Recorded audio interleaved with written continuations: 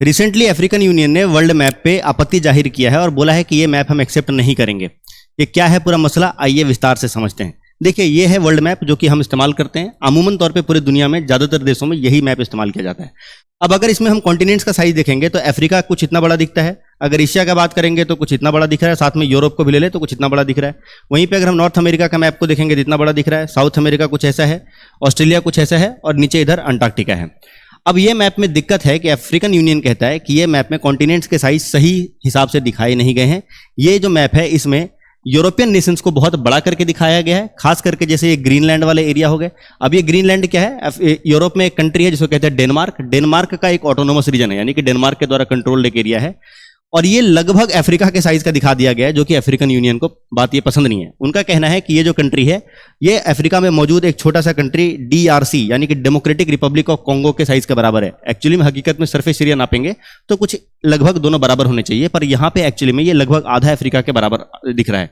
तो ये मैप से आपत्ति थी और इसीलिए अफ्रीकन यूनियन ने बोला है कि ये मैप को हम एक्सेप्ट नहीं करेंगे, हमें नया मैप चाहिए जिसको अभी recently Gall Peters projection map भी कहा जाता है। हम आते हैं उस पर ये समस्या आया कैसे, ये साइजेज एक्चुअली में गलत क्यों दिखते हैं और कैसे गलत मैप ये बनाया गया, ये समझने के लिए अपने को ग्लोब चाहिए। देखिए, ये है ग्लोब और ग्लोब में पूरी दुनिया कुछ ऐसी दिखती है। अब इसमें कुछ एक इमेजिनरी लाइंस हैं जो कि वेस्ट टू ईस्ट पैरेलल जा रहे हैं एक दूसरे के, जिनको लैटिट्यूड्स कहा जाता है, और वैसे नॉर्थ से साउथ जो जाने वाले इमेजिनरी लाइंस हैं जिनको लॉन्गिट्यूड कहा जाता है। ये लैटिट्यूड लॉन्गिट्यूड मिला के बनाते हैं ग्रिड स्ट्रक्चर और उसके ऊपर पूरी दुनिया कुछ ऐसी दिखती है। अब इसमें एक समस्या है, समस्या ये है कि पृथ्वी गोल है और उसका एग्जैक्ट रेप्लिका बनाने के लिए ग्लोब को भी वैसे ही बनाया गया। अब इसमें दिक्कत आता है कि सिंस ये गोलाकार होने की वजह से इसमें लोकेशन और डायरेक्शन आइडेंटिफाई करना बड़ा कंफ्यूजिंग होता है। ये ह्यूमन नेचर है कि कोई भी चीज अगर ऐसा गोलाकार हो तो उसमें डायरेक्शन और लोकेशन आइडेंटिफाई करने में थोड़ा कंफ्यूज हो जाता है। पर वहीं पे अगर ये मैप अगर प्लेन टेबल पे बिछाने लायक यानी कि प्लेन सरफेस पे ड्रॉ कर दिया जाए तो आइडेंटिफाई करना आसान हो जाएगा लोकेशन और डायरेक्शन। सबसे ज़्यादा समस्या आता था जो सेलर्स हुआ करते थे, जो समुद्री रास्तों का इस्तेमाल करते थे अपना ट्रेड करने के लिए, उनके लिए बड़ा दिक्कत था कोई भी जगह का लोकेशन फाइंड करना और डायरेक्शन में कंफ्यूज होते थे। तो इसी का समाधान निकालते हुए एक 16th सेंचुरी के मैथमेटिशियन और कार्टोग्राफर हुए जिनका नाम था जेरार्डस मर्केटर। कार्टोग्राफर कौन होते हैं? कार्टोग्राफर होते हैं वो जो कि मैप्स बनाते हैं। तो उन्होंने सोचा कि अगर इस मैप को हम यहाँ से गोलाकार जो मैप है इसको अनरैप करके एक प्लेन सरफेस पे ड्रॉ कर सकेंगे तो जो सेलर्स हैं उनके लिए बहुत आसान हो जाएगा कोई भी लोकेशन और कोई भी डायरेक्शन को आइडेंटिफाई करना, क्योंकि ह्यूमन नेचर वैसे ही है कि ये प्लेन सरफेस पे हम आसानी से आइडेंटिफाई कर सकते हैं। तो इसके लिए उन्होंने सोचा कि ठीक है, मैं काम करते हैं, इस मैप को अनरैप करते हैं। और अनरैप करने की वजह से ही ये सारा समस्या आया। ये कैसे हुआ? इमेजिन कीजिए कि ये ग्लोब है, ये ग्लोब है और ये मेरा जो इंडेक्स फिंगर हो गया और जो ये मिडिल फिंगर हो गया ये नॉर्थ पोल है और जो नीचे वाला पार्ट है ये साउथ पोल हो गया। अब वैसे केस में उन्होंने सोचा कि अगर हम इसको अनरैप करके प्लेन रेक्टेंगुलर सरफेस पे बिछाते हैं यानी कि फ्लैट सरफेस पे बना देते हैं तो कुछ ऐसा हो जाना चाहिए। अब वैसे केस में जब ये अनरैप करके बनाने लग गए तो ये जो ऊपर वाला पार्ट है नॉर्थ पोल वाला पार्ट, ऊपर वाला पार्ट और जो साउथ पोल वाला पार्ट है ये दोनों एक्चुअली में स्ट्रेच हो गए। स्ट्रेच होने की वजह से यहाँ के जो लैंड मासेस है वो बड़े होने लग गए। इन्होंने एक्चुअली में जितने बड़े यहाँ पे दिखते हैं उतने बड़े एक्चुअली में थे नहीं। इन्होंने ऑब्जर्व करा कि जब स्ट्रेच किया तो बीच में गैप्स बहुत ज़्यादा हो गए। नॉर्थ पोल के आसपास ये बहुत ज़्यादा मात्रा में गैप्स हो गए, साउथ पोल के आसपास बहुत ज़्यादा मात्रा में गैप्स हो गए, वो कुछ इस तरीके से। तो इन्होंने नोटिस करा कि ये गैप्स को फिल करने के लिए हम एक काम कर सकते हैं कि ये पूरा का पूरा जो ऊपर नॉर्थ पोल के नज़दीक में जितने भी कॉन्टिनेंट्स हैं या कंट्रीज हैं उनको थोड़ा थोड़ा स्ट्रेच कर देते हैं। और स्ट्रेच करने से फायदा होगा कि ये उतना ज़्यादा मात्रा में खाली खाली और अजीब सा नहीं लगेगा।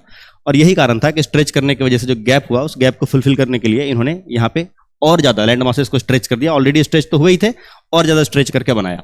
इसमें फ़ायदा हुआ कि यूरोपियन नेशंस में आइडेंटिफाई करना और आसान हो गया, क्योंकि जब मैप एक कंट्री का मैप बड़ा हो गया तो बड़ा होने की वजह से उन कंट्रीज़ में जो छोटे छोटे शहर हैं इनको आसानी से आइडेंटिफाई किया जा सकता था।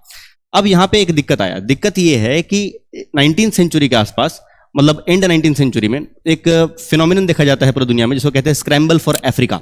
अभी जो स्क्रैम्बल फॉर अफ्रीका है वो क्या था कि ये यूरोपियन नेशंस है जैसे कि इटली हो गया, जर्मनी हो गया, फ्रांस हो गया, यूके हो गया, ये अफ्रीका के अलग अलग पार्ट को कब्जा करना चाहते थे, है ना, क्योंकि यहाँ पे मिनरल रिसोर्सेज थे और भी रॉ मटेरियल्स है जिसका इस्तेमाल ये कर सकते थे। और इसी को कहा गया, आपस में ये जो लड़ रहे थे और अफ्रीका का एरिया उसको बांट रहे थे, इसी को स्क्रैम्बल फॉर अफ्रीका कहा गया। अब अफ्रीकन यूनियन का कहना है कि एक्चुअली में ये वेस्टर्न वर्ल्ड है ना, इनका डोमिनेंस हर जगह इनको दिखाना होता है और अपने मतलब के हिसाब से चीज़ों को कर लेते हैं। तो सिंस ये बड़े होके दिखने लग गए थे, ये वाला जो मैप है, ये जो मैप है इसको मर्केटर मैप कहा जाता है, क्योंकि जेरार्डस मर्केटर ने बनाया था। तो जो जेरार्डस मर्केटर का जो मैप है, ये मर्केटर मैप, इसमें सिंस ये कंट्रीज बड़े होके दिख रहे हैं, तो उससे फायदा ये हुआ कि इनको एक वैलिड क्लेम मिल गया अफ्रीका के ऊपर कि भैया देखो हम बहुत बड़े कंट्रीज हैं, और ये अफ्रीका उतना बड़ा कॉन्टिनेंट भी नहीं है, तो छोटा मोटा कंट्रीज के छोटे मोटे पार्ट अगर हम कब्जा कर लेते तो कौन सी बड़ी बात हो गई, है ना। तो एक तरीके से इनको वैलिड क्लेम मिल गया। तो यही अफ्रीकन यूनियन का कहना है कि अगर एक्चुअली में ये छोटे होते हैं, जितना कि एक्चुअल साइज है उतना साइज दिखा जाता है, तो अफ्रीका रिलेटिवली और ज्यादा बड़ा दिखता, तो इनके पास ये वैलिड क्लेम नहीं बनता। यही कारण है जिसकी वजह से अफ्रीकन यूनियन बहुत नाराज है। और रिसेंटली 2017 में बोस्टन के एक स्कूल में 2017 में एक गॉल पीटर्स प्रोजेक्शन मैप इस्तेमाल किया गया था, जो कि कुछ ऐसा दिखता है। अब इसमें आप देख सकते हैं कि जो एक्चुअल साइज है कंट्रीज का वो यहाँ पे दिख रहा है। तो ग्रीनलैंड का साइज लगभग इतना है, जो कि एक्चुअली में लगभग कॉन्गो के बराबर होगा, है ना। ये देख सकते हैं लगभग ये जो साइज है और ये साइज है लगभग बराबर है। तो इसको गॉल पीटर्स प्रोजेक्शन मैप कहा जाता है, और यही एक्यूरेट मैप है। यहाँ पे आप सब देख सकते हैं, ये जो एक्चुअली में कनाडा इतना बड़ा बनाया जाता है मर्केटर मैप में, वो एक्चुअली में गॉल पीटर्स प्रोजेक्शन में इतना बड़ा दिखता है।